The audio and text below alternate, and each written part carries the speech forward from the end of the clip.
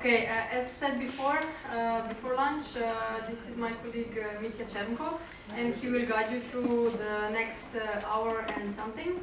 And we will need your innovative thinking, we will need your brains, we will need your ideas. No pressure. And yeah, no pressure. And for the rest, yeah, you're the expert. Can you hear me like this? Okay. I'm just gonna put this off for now. First of all, let me just say that I am very honored to be here to be able to support you, the people who are passionate about making the world a better place, who are actually going out and doing something, connecting key people, and really making our cities like a better place to live in. And I'm very grateful for that you're doing this, that you're devoting a big part of your life for this. And what we have prepared is a process which is, for some of you maybe it will be very new, but it's based on self-organization. It's based on organized chaos. And it's meant to give all of us a space to think about how can we bring people together. Because we've all seen very good projects. We've all seen like amazing turnovers, incredible collaboration between key agents. And I think one of the core questions in our mind is how can I do this in my local environments? Sure, they did it over there, and sure, they did it over there, but how can I do it over here?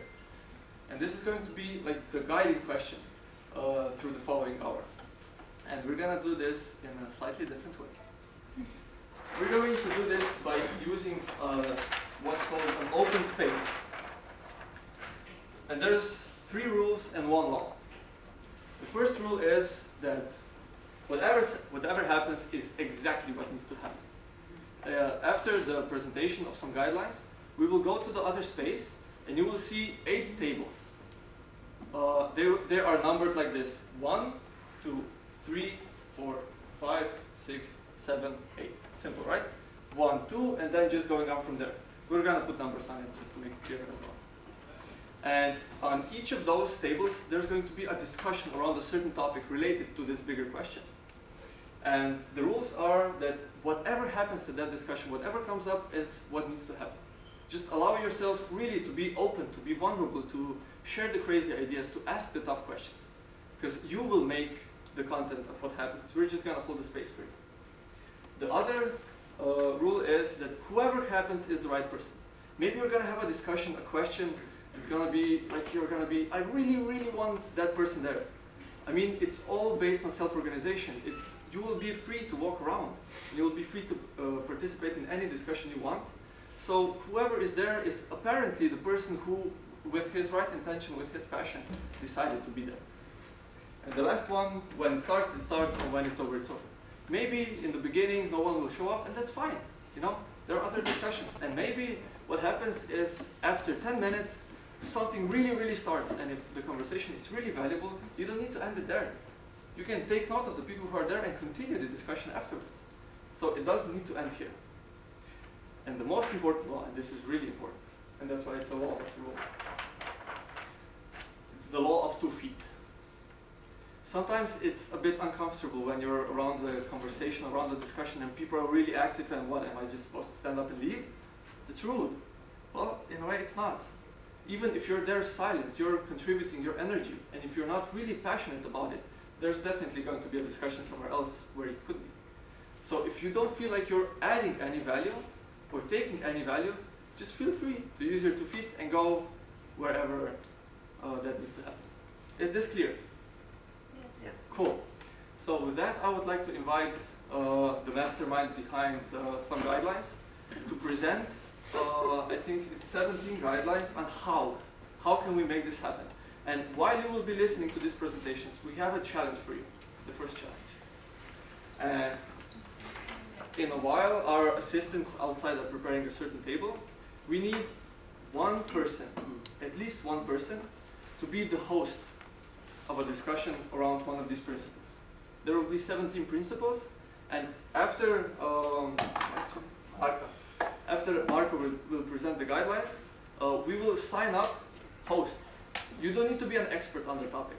You just need to be passionate about it. Okay? And the hosts will be responsible just for being at the table. You'll have an empty flip chart, and your responsibility is just to note down everything that happens, everything that's said. Just make sure all of the discussions get stuck on the paper. And at the end, you will have another challenge just to really shortly, in a minute, present what the groups has created. Is this clear? Yes. Okay. Okay, thank you. Can I also talk without a microphone? So I will present now what we have, let's say, elaborated in the last days and discussed briefly with some of you yesterday evening. These are like what has come out of this project. These guidelines, through these guidelines, we want to promote actually what happened, what we learned in this project, and we would like mayors to assign this let's say commitment to use these guidelines in their cities. So we have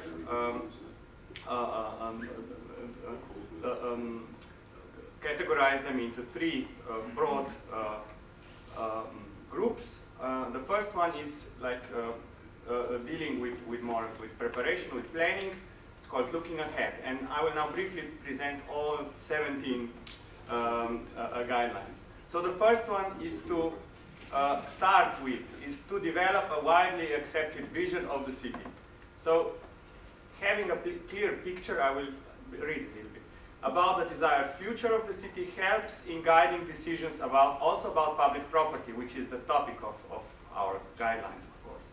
And it is of crucial importance that this vision is widely accepted and shared among key stakeholders and residents. So this is the starting point for basically every key decision in the city. The second one is about planning. We call it plan for change. There's more about it. More could be said, but like some changes cannot be predicted, but others can. And those that can be projected, like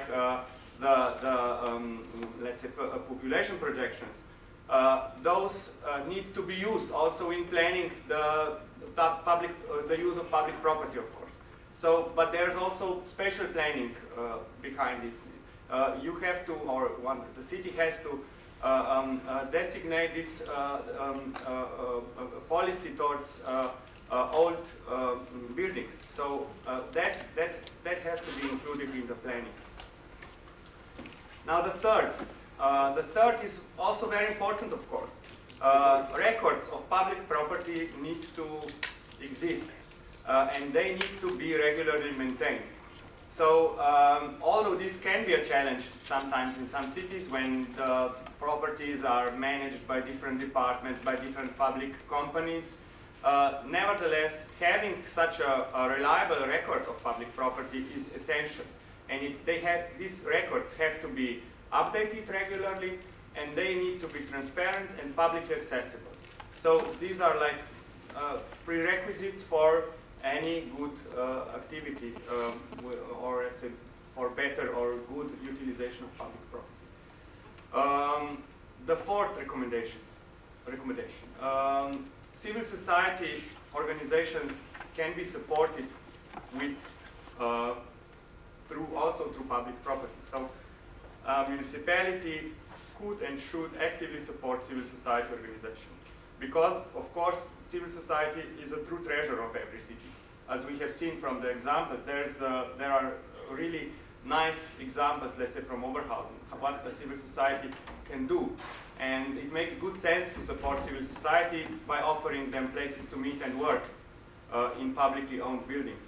And by doing so, municipality can not only respond to needs, let's say, but can also actively scan for the needs of the community. So have a person or somebody who actually checks what the community needs, what organizations need, and so on.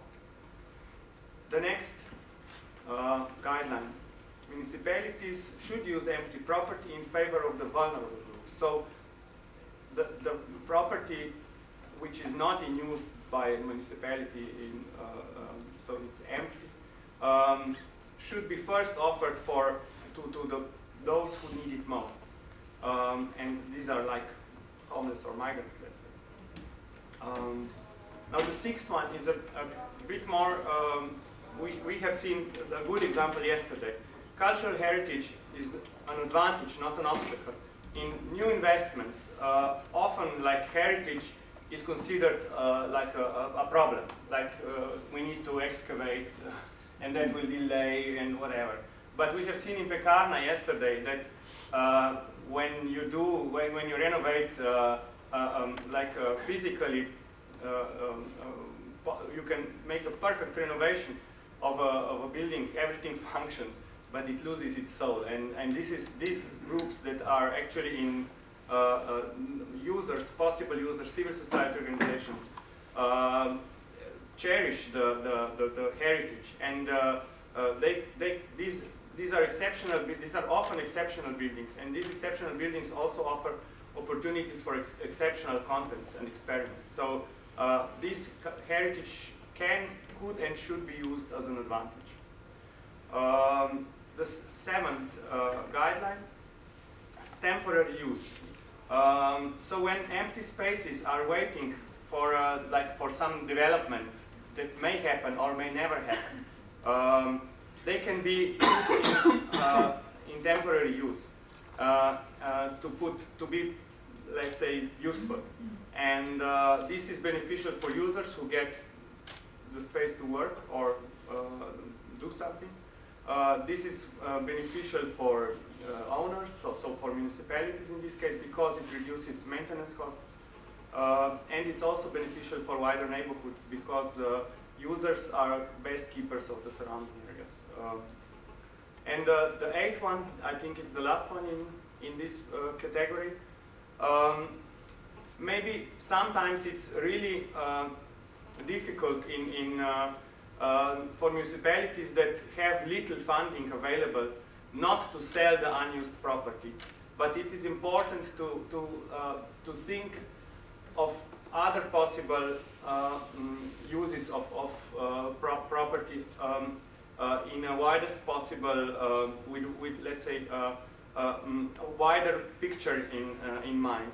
While this selling can bring, of course, short-term gains in the budget, sometimes in the longer term, it really turns out that not selling and some empty spaces, but putting them into use for, let's say, civil society or citizens, in the long term reduces social costs as well as economic costs, and even can bring economic gains.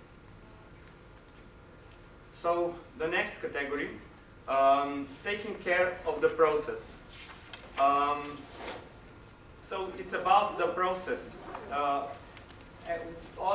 Throughout the whole project, we have emphasized that involvement of citizens is crucial in decisions about empty spaces, and this is something that needs special attention, and municipalities could develop consultation procedures concerning let's say, the desired use of empty property, and this goes in particular in relation to larger empty complexes, which are difficult to imagine how to use. The 10th guideline, municipality can actively search for potential users, for temporary use or for permanent use, in fact. While there are benefits that I mentioned before, it is not always easy to find users, actually. So municipalities sometimes really need to do something more than is their usual, let's say, work, in order to recognize potential users, to find the proper users for proper buildings and so on. And like self-organized initiatives should be, let's say, recognized, and the role of some, let's say, intermediary actors is important in this also. Then the 11th criteria. When demand is ample in, let's say, places like Belgrade, where there's not so many or a lot of empty buildings, but also a lot of potential users, the municipality should establish clear criteria and transparent procedures for the selection of users. So it should be clear why somebody got some space to use and the other ones not. The civil society can also be involved in the formulation of the criteria, not only follow the procedures. 12. Large empty complexes. It's difficult to inhabit them, it's difficult to sell them, it's difficult to find investors, whatever, but it's also difficult to find users. And they can be put actually in use step by step. Because when first users come, they also attract other users that can come later. The last guideline in this category, the municipality can also take over the role of the intermediary between the private owners and the potential users. Because often lack of trust between the owners and the potential users is the main inhibiting factor not to put some building in use. And the municipality can play a role of intermediary here because it is easier for private owners to trust the municipality than somebody who they don't really know. So municipality can broker between the owners and the users. So in the last category, just 4 more guidelines. It's about management, governance, also maintenance. When there are, in larger buildings, there are always several users, user groups even, and organizations that share the same building. And it's important that they establish good working relations, even synergies. And this networking between them is not self-evident. And if there is a possibility to support this networking, it's good that it's done in some way. Then on this basis also some permanent platform can be established, and in the most, let's say, complex cases, also a representative body of users. Pekarna is one such case. We have heard yesterday how they try to manage this and how the municipality supports this. Then the 15th guideline. There are lots of, let's say, social innovations developed by civil society organizations. Again, we can name here Oberhausen, let's say. And when this can directly contribute also to renovation and revitalization of public property, raise its value somehow in both social and economic way, but it also enriches local communities. So this potential of civil society organizations for social innovations is to be explored in full. And the last 2. The next one, the 16th, is connected to the previous one, but it also relates to the management of public property. So when there is, let's say, many municipalities, there's little funding for whatever left, and in such cases there's actually more room for experiments sometimes, and civil society organizations are the ones that usually can develop innovative approaches to public property management. We can take the example of, let's say, here. And the last one, the municipality can also be, let's say, intermediary between the national and the regional level of public authorities, which often own big complexes in cities and are not really trying to put them in use for various reasons, because they are actually detached from the citizens. And while municipalities have contacts with the citizens, they can broker or, let's say, stimulate the use of these buildings which are in ownership of the state. That's it. Now back to Mitja.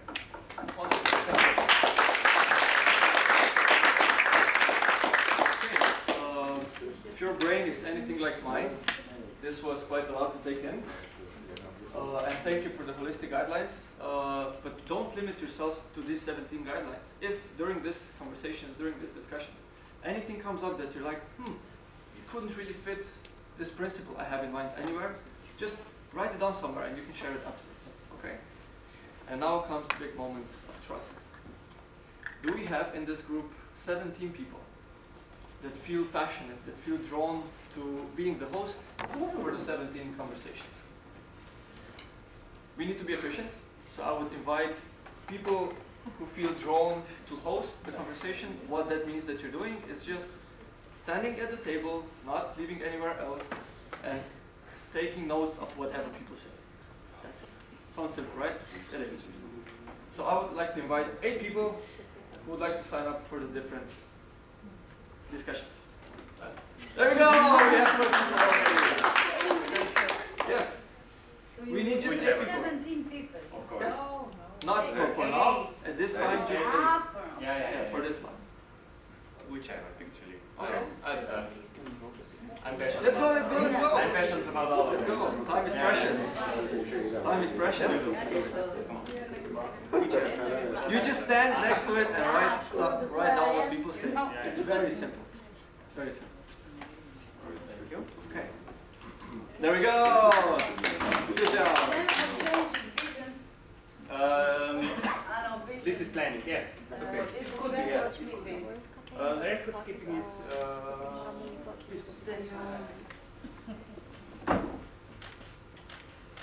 So another one.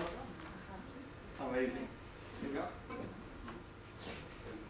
Yes, do you have a question? Yeah, I know it's a suggestion. It's a suggestion. No. I recommend to you to count the number of the people. No, really. And then I suggest to shrink the groups. it's just like he You knows will what see. he's doing. You will Trust see. me. It will not be for groups. You will not get divided into groups. No. You don't need to be divided into groups. We Trust just need me. one It's person okay. who's passionate about planning for change. How can we make sure that we plan that the change happens, that what we create, the vision, that it will change? Do we have a person who would be willing to just stand next to the flip chart and rest on that? I see that you're maybe. No, I have the different. Okay, you can sign up. You can sign up then. But it's another. Then you will also be invited to that. Everything is against you, man. Would you mind if I randomly pick people? Random, Come on, David. random. Okay, you just stand next to there and sit. Would you be willing to host the conversation for I planning for do change? that constantly, and therefore I don't want to do it really serious. Any other principal maybe? Okay. Anyone else? Yes. Yes, here we go. Here we go. This will be what we make it It's easy. 5. Okay. You can tell me your name and Petra. Petra. Great. Okay. We need just 3 more people, 3 more heroes to sign up. What's left? Yeah, if you return it a bit, then Sure. it's Thanks. Did you read it? Planning. Planning for change. 6? 6? No, No, no. 6. 6 is cultural heritage is an advantage. And 8? And 8 is restraint from selling unused property. I can. Okay. Another. Me too. Okay? Pizza. Huh? We'll do it Two together. sheets are for 2. No. Eight. 8. No. No, we need to go for cultural heritage. Too late. Cultural heritage is no one here passionate about culture, about Sanya. society. Sanya, aye, there we go. 6, right? Sanya. And we need 1 more. Okay, put me in, Jonas. Yona. Wonderful.